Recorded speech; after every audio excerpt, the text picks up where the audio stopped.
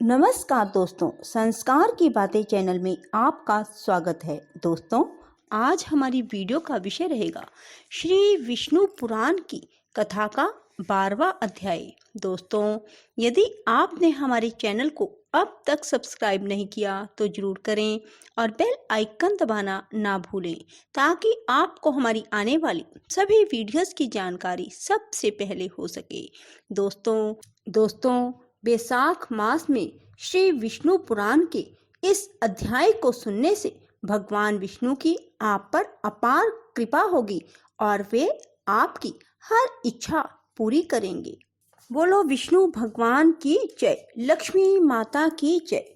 श्री प्राशर जी बोले, हे मैत्रेय, भगवान विष्णु श्री प्राशर जी बोले, हे मैत्रेय, भगवान विष्णु में चित्त स्थिर रहने के कारण ध्रुव ने उसे आंखों में आंसू भरकर इस प्रकार विलाप करती देखकर भी नहीं देखा।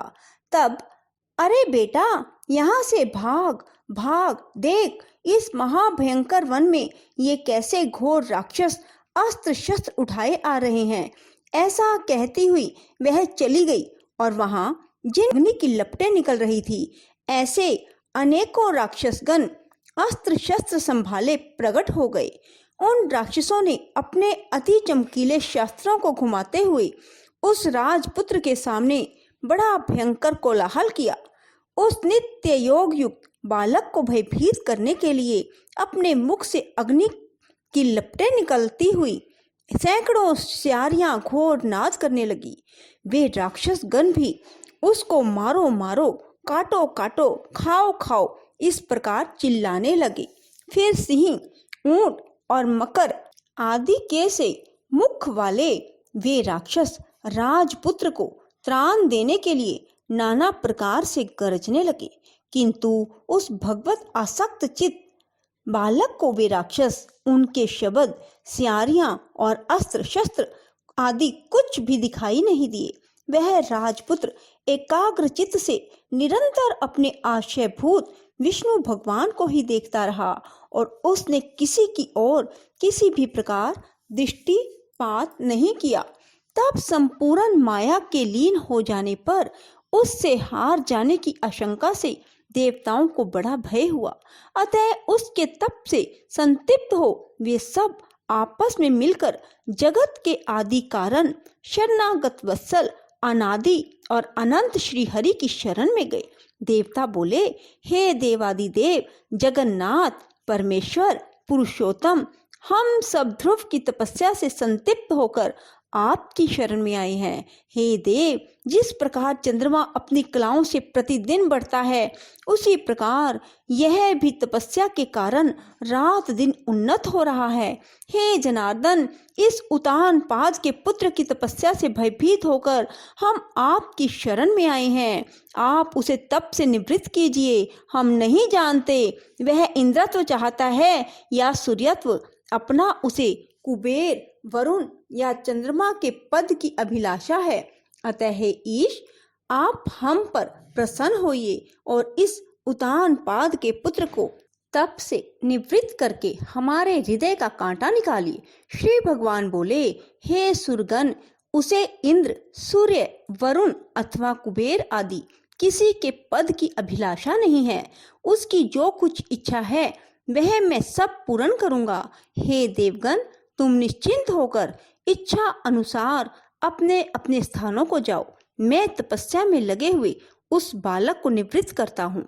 श्री प्राशर जी बोले, देवादिदेव भगवान के ऐसा कहने पर इंद्र आदि समस्त देवगण उन्हें प्रणाम कर अपने अपने स्थानों को गए। सर्वात्मा भगवान श्री हरि ने भी ध्रुव की तन्मयता से प्रसन्न हो उसके निकट चतुर्भुज रूप से जाकर इस प्रकार कहा। श्री भगवान बोले, हे उतान पाद के पुत्र ध्रुव, तेरा कल्याण हो। मैं तेरी तपस्या से प्रसन्न होकर तुझे वर देने के लिए प्रकट हुआ हूँ। हे सुव्रत, तू वर मांग। तूने समस्त बाहरी विषयों से उपरत होकर अपने चित्त को मुझ में लगा लिया है, अतः मैं तुझसे अति संतुष्ट हूँ।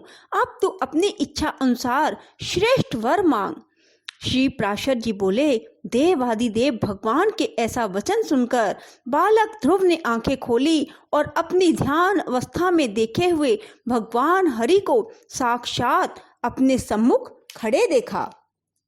श्री अच्युत को किरीट तथा शंख, चक्र, गदा, श्रांग, धनुष और खड़ग धारण किए देख उसने पृथ्वी पर सिर रखकर प्रणाम किया और सहसा रोमांचित तथा परम भयभीत होकर उसने देव देव की स्तुति करने की इच्छा की। किंतु इनकी स्तुति के लिए मैं क्या कहूँ, क्या कहने से इनका स्तमन हो सकता है, यह ना जानने के कारण वह चित्त में व्याकुल हो गया और अंत में उसने उन देव देव की ही शरण ली। ध्रुव ने कहा, भगवान, आप यदि मेरी तपस्या से संतुष्ट हैं तो मैं आपकी स्तुति करना चाहता हूँ। आप मुझे यही वर दीजिए जिससे मैं स्तुति कर सकूं। हे देव, जिनकी गति ब्रह्मा आदि वेदज्ञ जन भी नहीं जानते, उन्हीं आपका मैं बालक कैसे स्तवन कर सकता हूँ। किंतु हे परम प्रभो, आपकी भक्ति से द्रवीभूत हुआ मेरा चित्त आपके चरणों की स्तुति करने में प्रवृत्त हो रहा है, अतः आप उसे उसके लिए बुद्धि प्रदान कीजिए। श्री प्राशर जी बोले, हे द्विजवर, तब जगतपति श्री गोविंद ने अपने सामने हाथ जोड़े खड़े हुए उस उतान पाद के पुत्र को अपने शंख के अंत भाग से छू दिया। तब तो एक क्षण में ही वह राजकुमार प्रसन्न मुख से अति विनीत हो सर्वभूत अधिष्ठान श्री अच्युत की स्तुति करने लगा। ध्रुव बोले, पृथ्वी, जल, अग्नि, वायु, आकाश, मन, बुद्धि, अहंकार और मूल प्रकृति, ये सब जिनके रूप हैं, उन भगवान को मैं नमस्कार करता हूँ जो अति शुद्ध, सूक्ष्म, सर्वव्यापक और प्रधान से भी परे हैं। वह पुरुष जिनका रूप है, उन गुण भोक्ता परम पुरुष को मैं नमस्कार करता हूँ। हे परमेश्वर, पृथ्वी आदि समस्त भूत, गंध आदि उनके गुण, बुद्धि आदि अंतःकरण चतुष्ट है तथा प्रधान और पुरुष से भी परे जो सनातन पुरुष है, उन आप निखिल ब्रह्मांड नायक के ब्रह्मभूत शुद्ध स्वरूप आत्मा की मैं शरण हूँ। हे सर्वात्मन, हे योगियों के चिंतनीय, व्यापक और वर्धनशील होने के कारण आपका जो ब्रह्म नामक स्वरूप है, उस विकार रहित रूप को मैं नमस्कार करता हूँ। हे प्रभो, आप हजारों मस्तकों वाले, हजारों नेत्रों वाले और हजारों चरणों वाले परम पुरुष है। आप सर्वत्र व्यापक हैं और संपूर्ण ब्रह्मांड को व्यापक कर 10 गुना महाप्रमाण से स्थित हैं। हे पुरुषोत्तम, भूत और भविष्यत जो कुछ पदार्थ हैं, वे सब आप ही हैं तथा विराट, स्वराट, सम्राट और अधिपुरुष आदि भी सब आप ही से उत्पन्न हुए हैं। वे ही आप इस पृथ्वी के नीचे, ऊपर, इधर उधर सब ओर बढ़े हुए हैं। यह संपूर्ण जगत आप ही से उत्पन्न हुआ है तथा आप ही से भूत और भविष्यत हुए हैं। यह संपूर्ण जगत आपके स्वरूपभूत ब्रह्मांड के अंतर्गत है।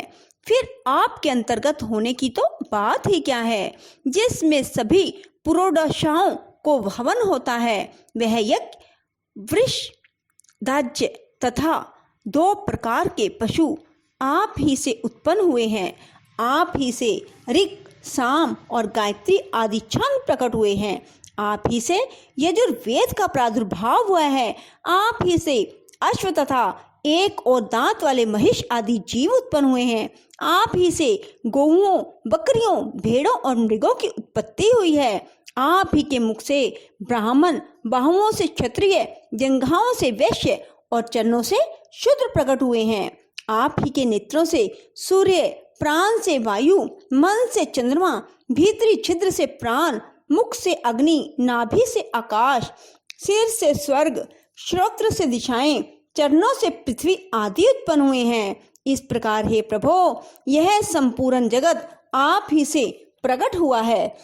जिस प्रकार नन्हे से बीज में बड़ा भारी वट वृक्ष रहता है, उसी प्रकार प्रलय काल में यह संपूर्ण जगत बीज स्वरूप आप ही में लीन रहता है। जिस प्रकार बीज से अंकुर रूप में प्रकट हुआ वट वृक्ष बढ़कर अत्यंत विस्तार वाला हो जाता है, उसी प्रकार सृष्टि काल में यह जगत आप ही से प्रकट होकर फैल जाता है।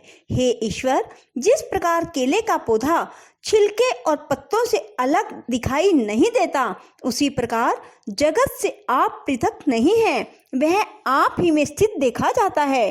सबके आधारभूत आप में आह्लादनी और संधिनी संवित अभिन्न रूप से रहती है। आप में आह्लाद या ताप देने वाली अथवा उभय मिश्रा कोई भी संवित नहीं है, क्योंकि आप निर्गुण हैं। आप पृथक रूप एक रूप हैं। आप ही भूत सूक्ष्म हैं और आप ही नाना जीव रूप हैं। भूत अंतरात्मन, ऐसे आप नमस्कार अंतःकरण में आप ही महतत्व प्रधान पुरुष, विराट, सम्राट और स्वराट आप भावना किए जाते हैं, और पुरुषों में आप नित्य अक्षय हैं। आकाश आदि सर्वभूतों में सार अथवा उनके गुण रूप आप ही हैं। समस्त रूपों को धारण करने वाले होने से सब कुछ आप ही हैं, सब कुछ आप ही से हुआ है, अतएव सब के द्वारा आप ही हो रहे हैं, इसलिए आप सर्वात्मा को नमस्कार है। हे सर्वेश्वर, आप सर्वात्मक हैं, क्योंकि संपूर्ण भूतों में व्यापक हैं। अतः मैं आपसे क्या कहूँ, आप स्वयं ही सब हृदय स्थित बातों को जानते हैं। हे सर्वात्मन, हे सर्वभूतेश्वर, हे सब भूतों के आदि स्थान, आप सर्वभूत रूप से सभी प्राणियों के मनोरथों को जानते हैं। बोलो विष्णु भगवान की जय, लक्ष्मी माता की जय। राधे राधे, जय श्री कृष्णा। दोस्तों, यदि आपको हमारी वीडियो पसंद आए तो इसे लाइक करें और शेयर भी जरूर करें। धन्यवाद।